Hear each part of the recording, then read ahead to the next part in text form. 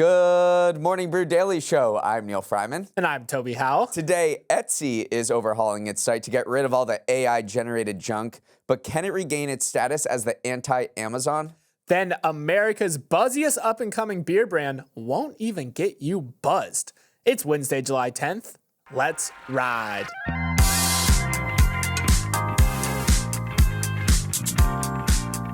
Yesterday was huge for movie announcements, with two of the most rewatchable films from the 2000s getting a second chapter. A long-awaited sequel to The Devil Wears Prada is reportedly in the works, with Meryl Streep and Emily Blunt reprising their roles in the cutthroat world of fashion.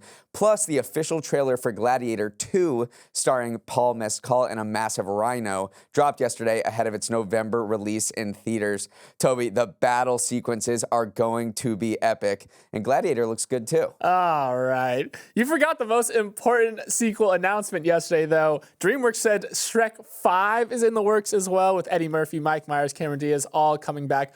Of those three movies, I think I'm out on Shrek. That's too many Shreks. I'm most excited for Gladiator because in the trailer, other than the giant rhino that you mentioned, you can see that they're going to stage a mock naval battle, which was historically accurate. They used to do that in the Coliseum. Who can't get pumped for that? I can absolutely get pumped for that. I know Emily, our producer, is the most hype about The Devil Wears Prada. She was just quoting it for the last hour and a half while we were trying to prep. But I'm excited for all these movies, except for Shrek. But I do know what I'm going to have for breakfast this morning.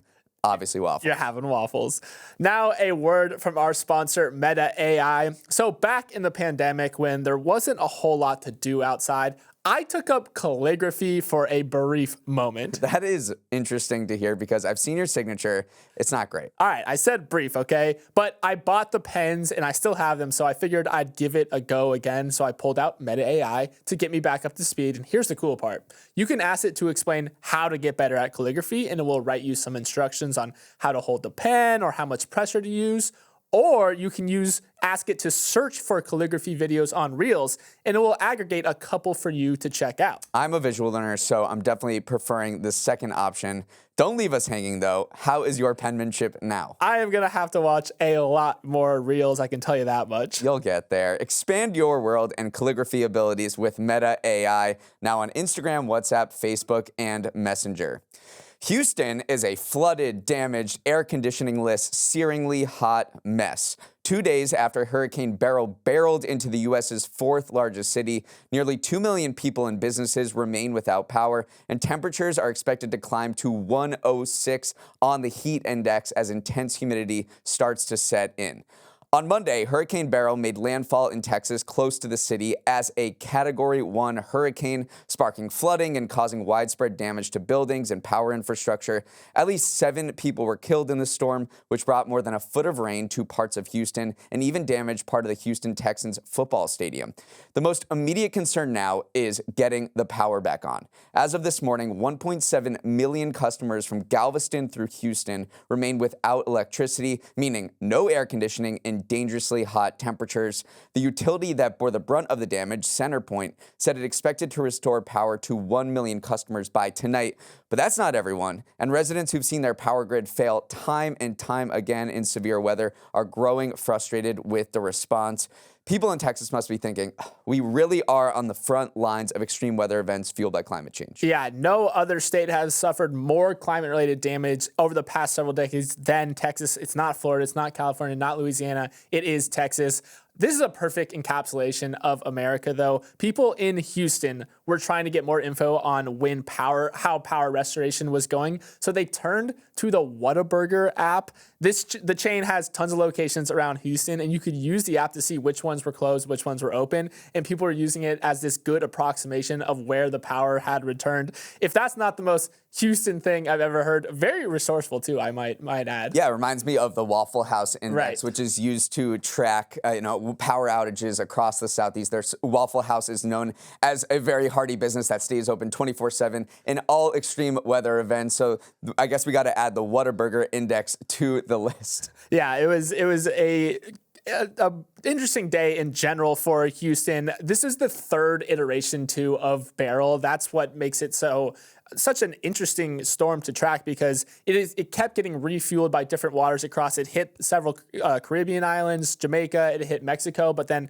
the brief time it crossed through the Gulf of Mexico just supercharged it once again, got it back up to a Category 1 hurricane. So this has been not only just a powerful hurricane, but it's also the earliest Atlantic hurricane to ever reach a Category 5. This is why Beryl you've been seeing in the news so much recently. And it's just the start of the hurricane season, which lasts through November, which is expected to be one of the worst on records. But just going back to Texas, I mean, their power grid has failed so many times over the past few years, and you can't help but just think they are ground zero of these extreme events fueled by climate change. Meanwhile, more people are moving to Texas than any other state. Nearly 500,000 people became Texans in 2023 alone. In that same year, they suffered 11 separate billion-dollar disasters, and that is affecting everything from property taxes to home insurance. Home insurance premiums grew 23% there in 2023, which was the biggest gain in the country and third biggest in percentage terms. So it's just remarkable what's happening in Texas. They are on the front lines. Yeah, part of it is just where Texas is situated because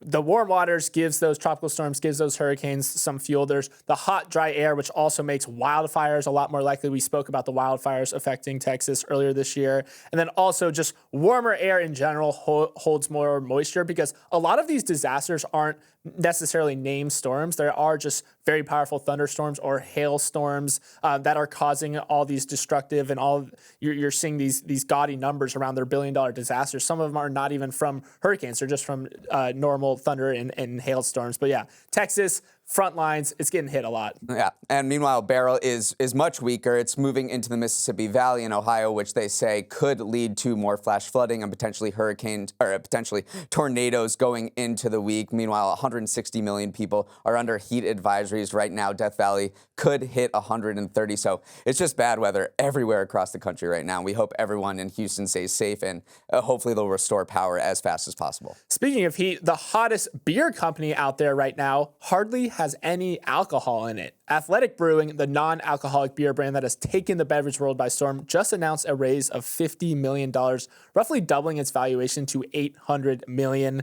Founded just 7 years ago, Athletic Brewing has ridden savvy positioning to pass incumbents like Budweiser and Heineken to become the biggest non-alcoholic beer brand in the U.S.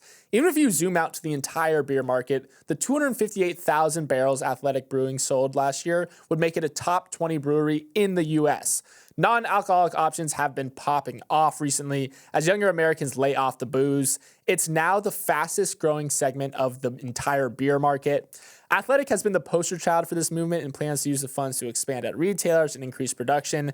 This category hardly existed 10 years ago. Now we almost have $1 billion company directly serving it. Non-alcoholic is hot right now, Neal. This company is an absolute rocket ship. I mean, they're riding all of the trends and they are so well positioned. The CEO started this company 7 years ago and just was such a visionary that he basically created this category that was dominated by just horrible tasting non-alcoholic beers like O'Doul's. It wasn't even a thing. You would just not drink it. But all of the trends are pointing in Athletic Brewing's direction. 62% of adults under 35 drink, which is down from 72% 2 decades ago. More than 40% of Americans say they're actively trying to drink less alcohol. And when you look at younger cohorts like millennials and Gen Z, that reaches 60% of people who want to drink less. So Athletic is just in this prime position where they're capitalizing on a lot of trends of people just not wanting to drink less. It's not just Dry January, which was the biggest one ever. January was their biggest month of sales in history. It's just people generally, there's a secular shift to drinking less alcohol, but they still want to be in social events,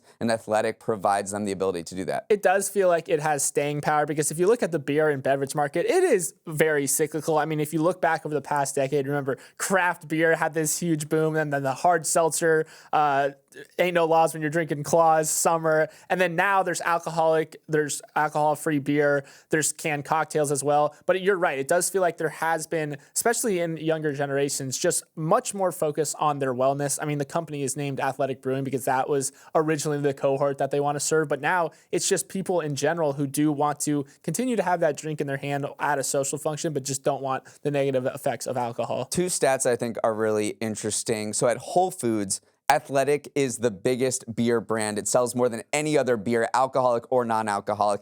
That is remarkable. And at the same time, Athletic is not necessarily meant to be a substitute for your beer consumption. It's a complement. It was striking to me that 80% of all people who drink Athletic Brewing also drink alcohol. So there's a time of the day they maybe want to have a beer every single day, and maybe 2 days of the week they have an alcoholic beer, and then the other 5 days they have Athletic Brewing. I think that probably bodes well for its business. But the question is, how big can this company get? Like, what is the ceiling in the beer market for non-alcoholic options? And I think that will determine how big it eventually gets. I'm glad you asked, because I think there is still plenty of room to run. Non-alcoholic beer accounted for just 0.3% of the entire beer category when Athletic launched in 2018. Now that's up to 1.5%. So it's still very, very small. The Athletic CEO does think that eventually non-alcoholic beer can account for 20% of the beer market. And remember, the beer market is gigantic. It's a $100 billion category. So if you get 20% of that, that's $20 billion. So he does think that there's a ton more room to run in this category. Yesterday, Fed Chair Jerome Powell took the seat Mark Zuckerberg had warmed up for him many times before and testified before the Senate on the state of the economy. And he said something we haven't heard in a long, long time. Inflation, according to Powell, has dropped down a notch on the list of things that keep him up at night. Tied right there with inflation is a labor market that could begin to crack if interest rates stay at the historically high level they are right now. And that could send the economy into a recession. So if you read between the lines of what Powell's saying there, is that he sees a rate cut in the near future to protect jobs. Employment growth has slowed down significantly these past few months under high interest rates. While the economy added more than 200,000 jobs in June, the unemployment rate continued its upward march to 4.1%, and other job statistics all point to the same thing, that hiring is getting weaker and people are spending longer looking for work. So my main takeaway from this hearing, Powell is very close to declaring victory on inflation and is now eyeing a rate cut to keep the economy humming and avoid a potential recession. The man is teeing up a rate cut. We've watched him rummage around his pockets, find a tee, find his ball, and now he's bending down to put it in the ground. Now he could still step back. Maybe the winds change. Maybe that inflation number starts creeping back up again. He doesn't actually have to hit the ball until he's good and ready. There's a lesson there too about golf and life there. Just do it when everything feels right. But yeah, I do think now that the tee is in the ground for sure, and that inflation is no longer it's probably still 1A, but now there's 1B as well, and making sure that unemployment rate doesn't creep up too high. With all this talk about inflation over the past few years, we might have lost sight that the Fed actually has a dual mandate. One is to maintain a 2% rate of inflation. The other is to maximize employment. And right now, Powell is looking at all of the jobs numbers and seeing that employment is slowing down, that unemployment rate has ticked up from 3.7% in December to 4.1%. Now, the number of people looking for work who spend more than 15 weeks on the job hunt is at its highest level since 2022. So all signs are indicating that this job growth is slowing down, and he doesn't want to be behind the ball. That's the thing, because this thing could crumple really quickly. And he's not sounding the alarm. He's saying labor market is very strong right now. It's back to normal levels. We're back to where we were in 2019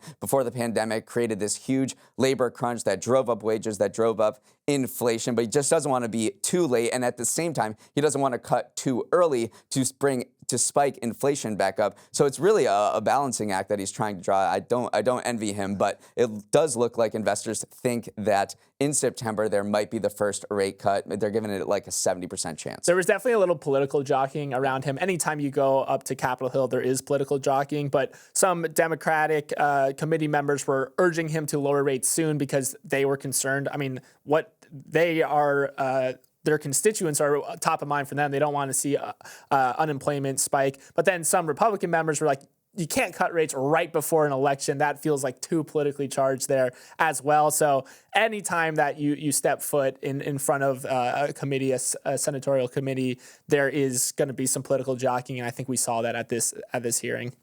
Up next, Etsy is returning to its roots finally.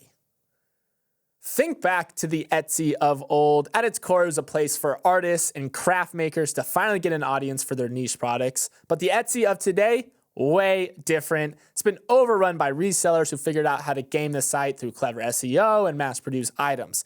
In short, it kind of resembles Amazon, Temu, and Shein, aka the same companies that forced them down that path in the first place.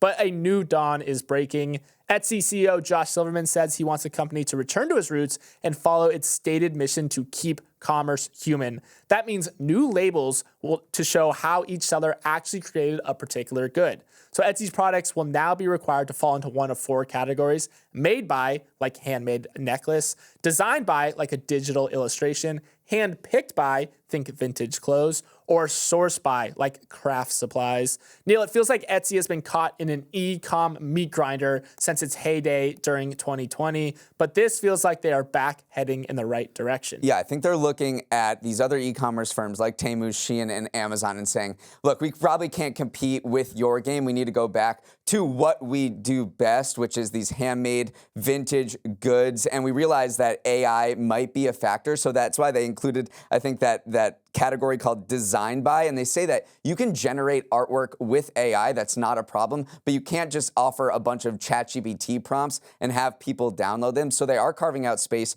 for AI, but I think this is just in response to the competition saying, look, we should not play the game you're playing, we're gonna play our own game. That seems like a smart strategy, but it does need to do something and take drastic action because its stock price has fallen more than 80% since its peak in 2021 when everyone was buying masks on the site. It's down 32% this year alone, while the NASDAQ has gained 23%. So its finances are not looking good, and so this is the drastic action it's taking. Yeah, think about the landscape of e-commerce right now. Oh, you're selling this product? Well, we're selling it for 2 cents cheaper. Oh, you're selling it for cheaper? Well, we'll get it to you 2 hours faster. Etsy just cannot play that same game. It's an arms race, and they just don't have the arms to compete. So everyone is playing that race. So then maybe you take a step back and say, let's just go back to what people like, because Etsy used to be this delightful place where you could see, it felt like you're in a market and you were seeing people's wares, their homemade goods, but now it just has a completely different feel to the site now. So I think this is smart. They're pairing a marketing campaign to go along with it. They're positioning themselves. It might be slower growth over time, but it is definitely more sustainable, and they're carving out the niche that they originally occupied. Let's talk about that marketing campaign for a second, because it's very interesting. It's going to be a massive marketing campaign. So if you turn on the TV, if you're in Times Square or in London, they're putting out billboards, but this TV ad is showing craftspeople molding clay, they're chopping wood, they're sewing fabric, like all these homemade sort of classic things. And then at the end, they're showing a robotic hand that's smashed. And in a way, I don't know if they were producing this before the Apple ad that came out, the iPad ad, but it's sort of the inverse of that iPad ad, which drew a lot of criticism, which showed a hydraulic press crushing all of those things that made human artistic expression amazing, and instead replaced it with an iPad. And this Etsy ad seems to be the complete 180 inverse of that. Right. Handmade doesn't scale, and that's the entire point of it. So I'm glad that they're leaning into this thing. Human beings like that stuff because human beings make it. So I'm back on the Etsy bandwagon. The problem is you need a robust marketplace for people to shop, and handmade doesn't scale. So if you want to have a large marketplace where people are shopping and find things that they want, then it's kind of a double-edged sword, because you do need a library to compete with the Amazons of the world. Lean into it, though. People love that stuff. So maybe it's going to be smaller in the short term, but in the long term, I think it's a wise play. Offices in the U.S. are emptier than they've ever been before. According to a new Moody's report, vacancies in the office sector set a new record high of 20.1% in the second quarter, the first time that number has ever leapt above 20%. For all the talk of the return to office crackdown, it simply isn't happening. Tons of people are still working from home at least some days of the week. In fact, more than 8 in 10 North American organizations say they've implemented hybrid work. What makes this 20% vacancy rate so notable and ominous for the commercial real estate industry is that it hasn't coincided with an economic downturn. Vacancies have been very high before, in 1986 and in 1991, but those were a result of recessionary environments, and eventually they snap back to normal. But this time around is different. The economy is growing, but it seems that COVID has led to a long-term behavioral shift in how people use the office. Specifically, they just use it a lot less, and that represents an existential crisis for office developers who could see $250 billion wiped off property values in the next several years. Toby, did this surprise you that vacancy rates are still climbing 4 years into the pandemic? I thought the worst was over. I think commercial real estate owners have a pit in their stomach right now because, yes, commercial real estate is very sensitive to interest rates. We're coming off a decade of cheap money, free money, essentially, so higher rates were definitely going to be painful. But then when you look down the existential threat of declining demand and changing worker habits, it's very hard to ignore these numbers. You cannot just pin them on interest rates anymore. So permanent shifts in working behavior definitely lasted a lot longer than most people expected coming out of the pandemic. And I do think that this very slow bleed, this death by 1,000 cuts, is hurting the commercial office space. It has been a very slow train wreck, and I think it's just due to these long-term leases. There's not a lot of transactions that happen, very frequently in the commercial office space. You sign a 5-year lease, you sign a 10-year lease, so it really is just taking a long time to unfold. And in this Moody's report, they say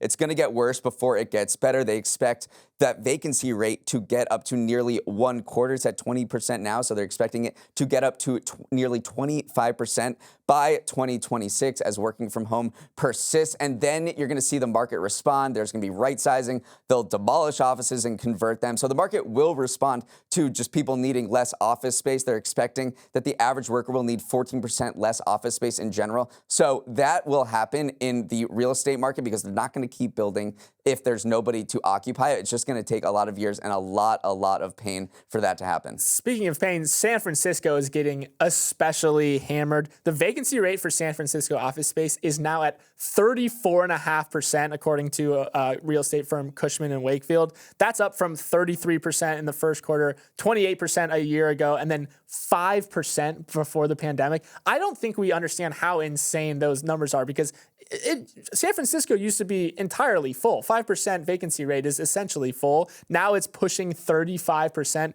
Just crazy. And lack of demand, too, does translate to falling rents as well. If there's nobody there to rent the offices, you can't charge as much. So San Francisco average asking rent dropped to $68 per square foot. That's down from a peak of $84. So San Francisco, we've talked about it as nauseum. The doom loop, is it coming? Is it not? Those vacancy rates still paint a pretty dire picture. Ivy League alumni clubs used to be the creme de la creme of private social clubs, a place for backroom business meetings and coat and tie dinners. But now the storied clubs from Harvard, Yale, Princeton, some of which date back to the 19th century, are struggling to remain relevant in the modern era. Turns out that young people aren't down with dated interiors, pretty average food, and stuffy dress codes, leading to existential headwinds for the clubs. Of the Manhattan-based hangouts, the Penn Club has had a decade of annual net losses. The Cornell Club has lost between $280,000 to $2.1 million every single fiscal year since 2016, but it's the Princeton Club that's been hit the hardest. It lost about 1/3 of its membership during the pandemic, and it had a default on a $40 million loan for its Midtown location in 2021. Neal, I don't think many people out there are really boo-hooing the fact that Ivy alumni are losing their clubs, but still, it's a stark look at the changing taste of young professionals today. Yeah, I hear a lot of tiny violins being played, but yes, but I do think that it speaks to broader trends. People are looking for more diverse experiences and populations, and when you think of these clubs, you think of very homogenous populations and a lot of old people dressed in, suits and ties when you just need to go enter a place. I mean, these places didn't even allow women until the 60s and the 70s, so they're very backward looking, and there are a bunch of competing social clubs out there that have burst on the scene since the pandemic, the Soho House of the world, Zero Bonds of the world, where you're going to pay a lot of money, but you also get access to a more modern experience. There's omakase bars, there's pools. It's just a more casual environment where you're being exposed to different people. I've never been to any of those places, but it does seem like that, it's a marketplace, and when you're choosing between the Princeton Club and a Soho House where you have just a more interesting and modern experience, I think the Princeton Club is going to lose out in that choice. A rooftop pool definitely does some heavy lifting in that choice. I do think dress codes too have been a major line of demarcation as well, because for decades, dress codes has been kind of this line in the sand between older and younger alumni. In 1999, the Yale Club became the first of the Manhattan Ivy clubs to allow casual dress on Fridays. It was a huge deal back in 1999. Now the thought of dressing up in a suit and tie or a dress to go have dinner in a club on a weekday just sounds absolutely ridiculous. So I do think that you're right. It does feel like we're entering this age of clubs, though. People are looking for those hangouts. They're looking for modern versions of these alumni clubs. So I think that you're right. It is a marketplace. And right now, if you have the choice between a sushi bar and a rooftop pool versus dressing up in a suit and tie, you're going to go with the sushi bar and pool. Let's wrap it up there. Thanks so much for starting your morning with us, and have a great rest of your day. We are going on an email replying a binge later this morning. So if you want to sneak in any messages before we hit inbox 0, send an email to morningbrewdaily@morningbrew.com. Let's roll the credits. Emily Milliron is our executive producer. Raymond Liu is our producer. Olivia Graham is our associate producer. Uchenna Ogu is our technical director. Billy Menino is on audio. Hair and makeup is not entertained. Devin Emery is our chief content officer, and our show is a production of Morning Brew. Great show today, Neal. Let's run it back tomorrow.